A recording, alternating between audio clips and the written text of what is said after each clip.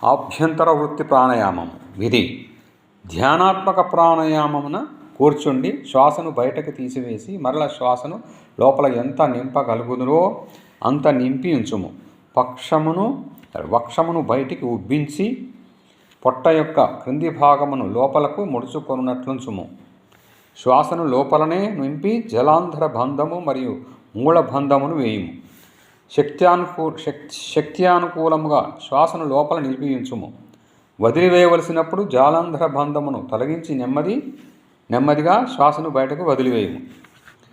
ఆభ్యంతర వృత్తి ప్రాణాయామం లాభాలు: పుప్పుస్సములకు సంబంధించిన వికారములన్నిటినీ నివృత్తి వనర్చును.